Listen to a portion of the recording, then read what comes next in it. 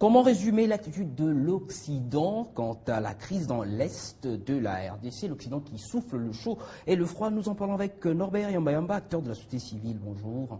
Bonjour. Alors, M. Yamba, finalement, la société civile dont vous faites partie a eu gain de cause, la société civile de l'Est de la RDC précisément. Votre revendication, j'ai dit votre, puisque vous en faites donc partie de la société civile, a été suivie. La brigade d'intervention intervient finalement. Oui, la brigade d'intervention intervient.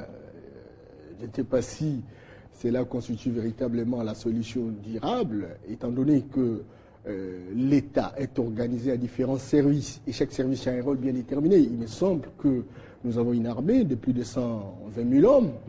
Et nous avons tous les différents services qui existent naturellement pour construire la paix dans le pays, nous sécuriser devant des personnes ambitieuses qui veulent nous agresser, etc. Et donc, si les 3000 personnes qui constituent la brigade internationale peuvent s'impliquer dans la guerre, moi je pense qu'ils sont là que pour une durée bien déterminée, et finalement ils finiront par partir. Et les problèmes garderont tout son poids.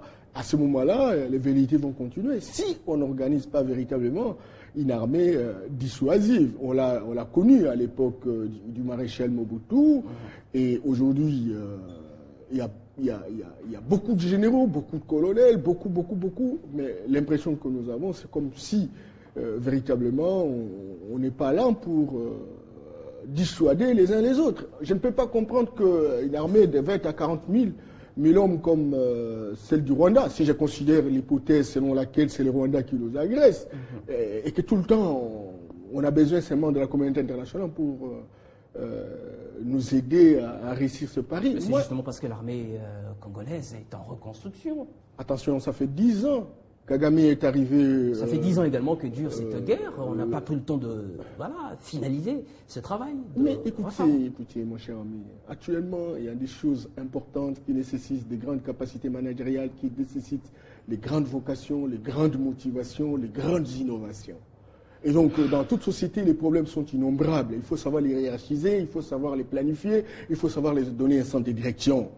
Si on sait, bien entendu, qu'au niveau de l'Est, il y a des velléités qui consiste à mettre en place une république tampon qui doit être contrôlée par le Rwanda avec des relais à l'intérieur de la République, ça devient une priorité. En tout état de cause, il faut avoir une armée dissuasive. Mais combien de fois n'entend pas dit qu'à l'intérieur des non-militaires, à l'intérieur des services politiques de la République, il existe des traîtres qui visiblement travaillent avec l'ennemi, etc. Comment pouvez-vous imaginer que nous avons connu des guerres de l'AFDL? Bon, heureusement que l'AFDL, il y a eu la présence de Laurent Kabila qui a affirmé son leadership jusqu'à affirmer véritablement notre indépendance. Mais le RCD est arrivé, il y a eu une sorte de répartition, et on connaît bien entendu que le socle, c'est le Rwanda. Et puis finalement, il y a SNDP qui apparaît, et avec autant de morts, etc. Et ce que le gouvernement de la majorité a fait, c'est de pouvoir prendre le CNDP et le mettre dans la majorité, l'accepter comme tel. Et c'est toujours à l'intérieur de la majorité, le M23 naît. Et voilà, donc moi je crois qu'il y a un problème de responsabilité partagée. C'est vrai qu'il y a des vérités externes de pouvoir démembrer notre pays, encore avec la complicité de ce que vous appelez communauté internationale, qui est une dénomination anonyme qui n'agit que sur base des intérêts. Vous ne pouvez pas imaginer que ça fait 7 millions, plus de 7 millions de morts au Congo. Il suffit simplement qu'un militaire français tombe ou un militaire américain tombe, vous allez voir les réactions. Et nous, c'est 7 millions, c'est plus que la République du Gabon, c'est plus que la République de Guinée, c'est la République... C'est pratiquement la République d'en face. Donc, 5 pays mélangés. Oui. Et alors, vous voyez, non, c'est plus que la République d'en face parce que c'est des millions et demi. Vous voyez, donc tout ça, ça pose un problème. Il faut que les Congolais soient sérieux, soient responsables. Les Congolais se disent, qu'est-ce que nous pouvons faire pour véritablement apporter notre contribution à la définition de l'ordre international. Beaucoup de pays se sont battus, pas de manière autarcique, mais en mettant un peu un minimum d'intelligence et de sérieux, en organisant la République, et en dissuasant les autres que nous sommes capables de nous prendre en charge. Et c'est de cette manière-là que les Chinois aujourd'hui pèsent sur le plan international, les Brésiliens pèsent sur le plan international. Il y a pas mal de pays à travers le monde aujourd'hui qui se sont organisés et qui ont pratiquement les mêmes potentialités que nous. Okay. Pourquoi nous ne le ferons pas? Ok, alors on revient sur l'attitude de la communauté internationale, de l'Occident. Hein, l'Occident qui décide dans le cadre, je parlerai plus de la communauté internationale, qui décide dans le cadre de l'ONU d'envoyer une brigade. On dit, brigade, vous avez pour rôle de traquer les forces négatives, dont fait partie le M23, et de l'autre, on continue à dire, il faut négocier. Les 6 sénateurs américains qui se sont séjournés récemment à Goma parlent encore de la solution politique. On embauche ce refrain, on parle de solution politique à la crise dans l'Est. La solution politique passe pour eux par le pourparler de Kampala, avec une force négative, estampillée même force terroriste. Comment comprenez-vous cette ambivalence de l'attitude de Eric, j'ai toujours dit, ça ne demande même pas d'aller à l'université pour comprendre cela. Il y a convergence d'intérêts autour de la problématique de l'Est de la République. Il y a d'une part les puissances d'argent, représentées par cette fameuse communauté internationale, et nous avons la sous-région, qui sont des pays qui véritablement connaissent des explosions démographiques, ils ont besoin des moyens, etc. Et nous avons aussi des intérêts sur le plan interne. Nous les appelons de véritables relais volontaires qui travaillent au service à la fois de la sous-région et à la fois des puissances d'argent. Et donc, cette convergence d'intérêts à différents niveaux d'atterrissage font que les actes qui doivent être posés sont fonction véritablement de ces 3 intérêts. Et donc, à tous les niveaux, il y a de l'hypocrisie. Donc, on a parlé des solutions militaires. Vous avez suivi comment la communauté internationale a décidé de déployer la brigade. C'était justement pour traquer, etc. Et curieusement, quand la représentante spéciale arrive, elle dit non, militaire et politique. Bon, cela n'est tient. Elle adopte précisément, il n'y a pas qu'elle, il y a aussi les 6 sénateurs, comme je viens de le dire, il y a Ban Ki-moon, lui aussi, qui adopte pratiquement ce langage du Rwanda et de l'Ouganda, que la solution est politique. Et pourquoi font-ils le jeu de ceux qui nous agressent finalement? Mais on doit faire le jeu. Le Congo aujourd'hui, vous savez qu'aujourd'hui, il y a des évolutions, des grands problèmes sur le plan planétaire. Et jamais dans l'histoire de l'Europe, du moins ces 50 dernières années, qu'on puisse avoir une croissance zéro. Et aujourd'hui, heureusement, Obama, qui est un génie, a tout fait pour qu'il y ait croissance plus D aux États-Unis. Et croissance plus 4, n'est-ce pas, en Asie, notamment en Chine. Et croissance plus 5 en Afrique. Oui, plus 5, alors maintenant, la crise qui a commencé depuis 2008 et que l'occupation véritablement des Asiatiques pour l'espace africain, qui du reste est constitué un terrain de prédilection des Occidentaux. Cela pousse les Occidentaux, naturellement, à réfléchir sur quelle méthode, quelle stratégie faut-il utiliser, naturellement, pour reprendre, reconquérir leur terrain de prédilection. Sur cela, et donc, tout ce qu'on pose comme acte aujourd'hui, on a besoin de résorber le chômage, il y a trop de velléités, de réclamations, etc. Mais quand il y a le coltan, 80% des réserves, ça se trouve à l'Est de la République. Faut-il faire la guerre pour autant? Écoutez, le coltan. Mais on a besoin de vautours. Puisqu'ils sont toujours verrouillés, le système. Bon, voilà, si vous ne voulez pas nous vendre, vous ne le vendez à personne. Donc on n'a pas besoin d'une guerre pour autant. C'est tout simplement, c'est justement ça. C'est comme ça qu'il faut un leadership qui sait négocier et qui sait affirmer véritablement son identité et qui sait, qui est entouré de tout un peuple, d'une grande opinion. Ça veut dire en fait que l'Occident est toujours respectueux des valeurs démocratiques. Lorsqu'il sent autour d'un leadership qui a une opinion véritablement fondée sur les différentes composantes de la République, l'Occident finit par lâcher prise.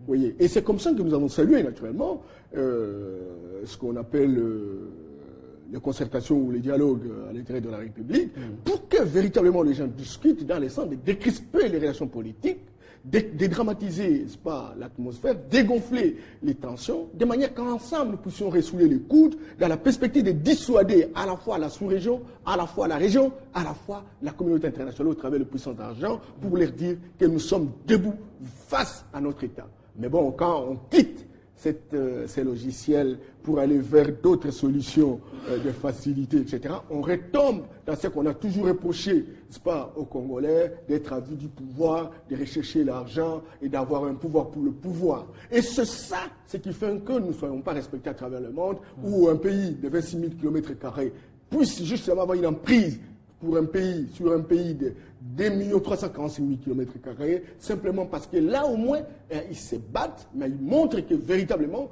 ils sont en train de défendre les intérêts de leurs concitoyens. Est-ce que Kagame, pour poursuivre sur ce que vous venez de dire tout à l'heure, ne surfe-t-il pas sur la vague du génocide pour se permettre, tout ce qu'il se permet, pour se permettre, en fait, d'agresser à tour de main, comme ça, la RDC?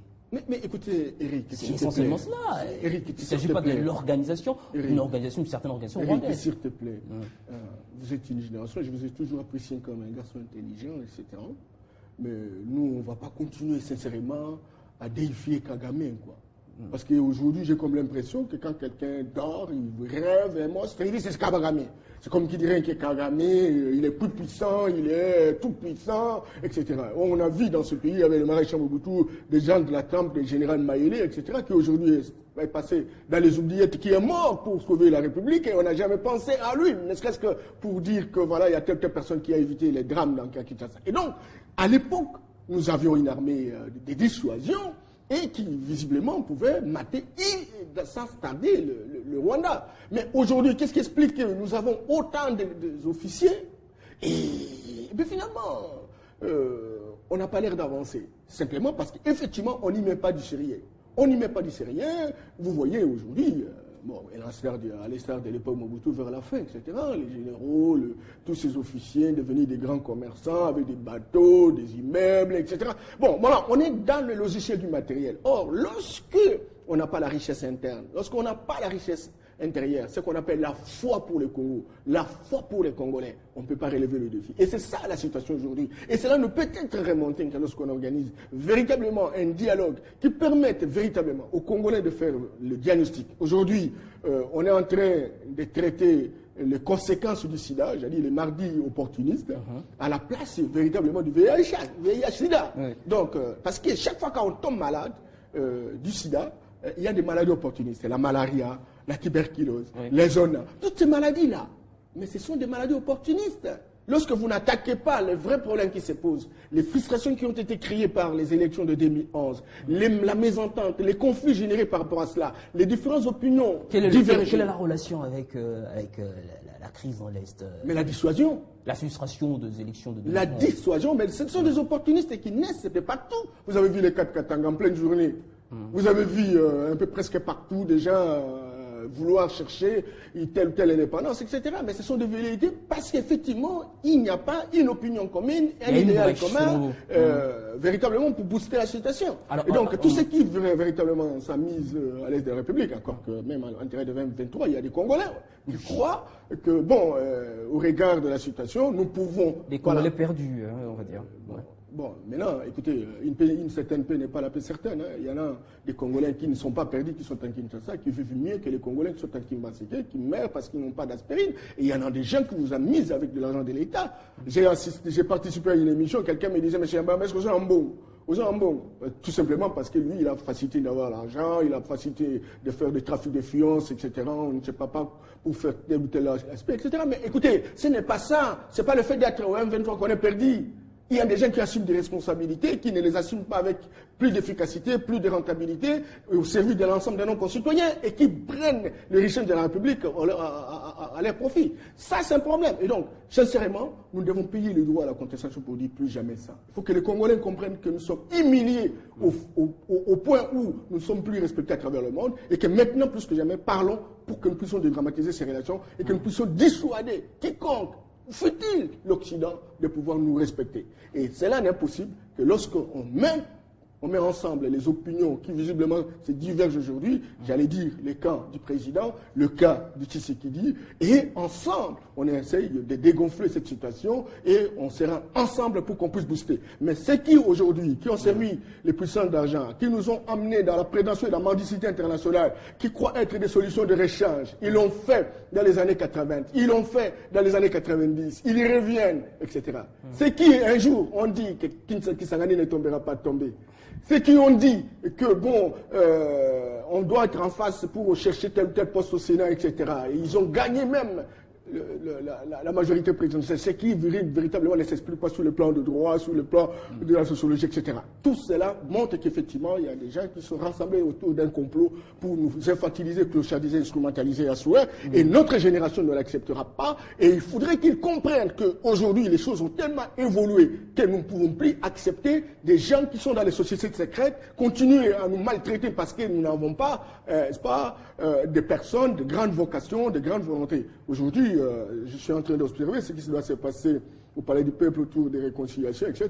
C'est peut-être que les anciens pouvoirs s'est réconcilié avec les nouveaux pouvoirs.